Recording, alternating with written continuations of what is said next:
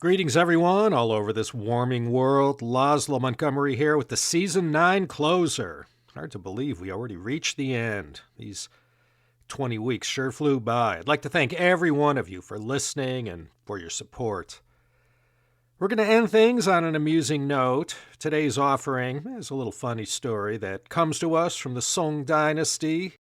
The source of the Chengyu is a little-known work by the literary figure Fàn Gōngchēng called the Guòtínglù. But before we get into all that, let's break down the four characters for today's featured Chinese saying, Míng Luò Sūn Shān. A Ming is a name. What is your Ming? What is your name? And luo has a whole bunch of meanings, but in this case it means to lower or fall behind or below.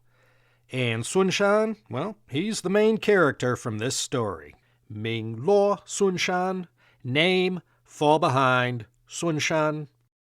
Who knows what that means? Could be anything. So let's hear the 故事 or story behind the saying, which will clearly reveal the meaning behind these seemingly four unrelated characters. Míng Luò Sūn Shān. So, sometime in the mid to late 11th century, there lived this happy-go-lucky young man named Sūn Shān. He was sort of a jokester in his village in the Jiangnan region, and some of the older folks used to call him a 滑稽才子. 滑稽was similar to xiangsheng crosstalk that was popular in the north. 滑稽was more of a Shanghai, Hangzhou, Suzhou kind of a thing. And he aspired to rise above his station in life and had studied for the imperial civil service exams. And when the time came to head to the capital to sit for the exams, his father and everyone saw him off and wished him well. And accompanying Sūn Shān was another lad from his village who was tagging along to also sit for the exam. And off they went to the capital to go regurgitate all they had memorized through relentless study of the classics. And after the exam was all finished, the two aspiring scholar officials went to the announcement board where all the test results were posted. Sūn Shān started at the top of the list and worked his way down until finally he saw his name listed dead last on the roster of passing grades. Well, even though he finished last, at least he made the list and breathed a sigh of relief. However, the fellow villager who came with him was sorely disappointed to see that he didn't even make the list. He failed in the exam and didn't get a passing grade. And this meant he either had to take the exam again or resign himself to an ordinary life, either working on the family farm or some other humdrum career. Sūn Shān took off back to the village by himself, and when he approached the gate, his father eagerly awaited him and welcomed him home. And then he asked his son the big question. Well, did he pass or not? And Sūn Shān replied that he had passed but had finished in last place. His father shrugged, but nonetheless felt a sense of relief that his son had been a lucky man who made the grade.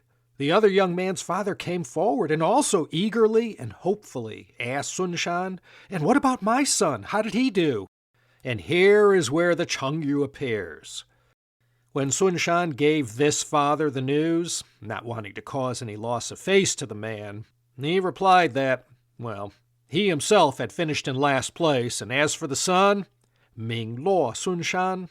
Before all the assembled villagers, anxious to see if any of their own had met with success, Sūn Shān, to preserve the face of the father and put the disappointing news inside a less unpleasant wrapper, allowed the father to know by his response his son had failed.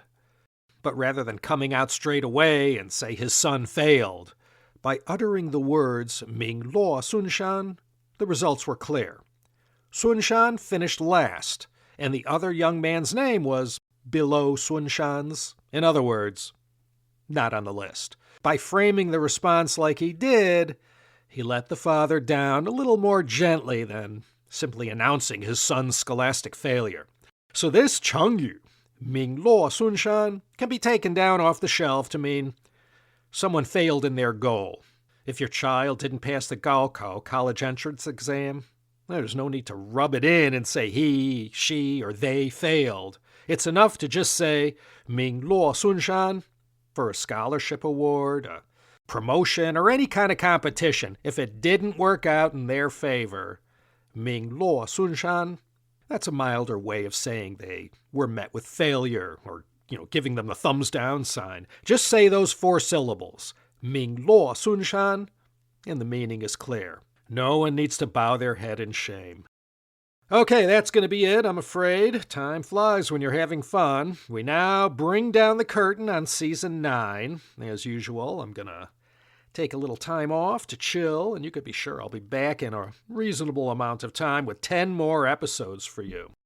And Emma, fantastic job all season long, doing all the heavy lifting and managing the whole team of Chengyu experts, slaving away at the Chengyu Yanjiu Zhongxin.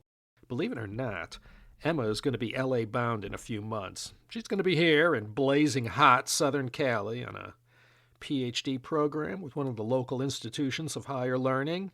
She's currently trying to break the lease at the CYZ's office in the CBD in Beijing. I already put down a deposit on a space in Nakatomi Plaza here in Century City. That's it, all you beautiful and intelligent CSP listeners. Thanks much for your listenership all season long, and thanks to all of you who prescribed to my Patreon, CHP Premium, gave me super thanks on my YouTube channel. My deepest thanks. Please join me again next season for more exciting episodes of the Chinese Sayings Podcast.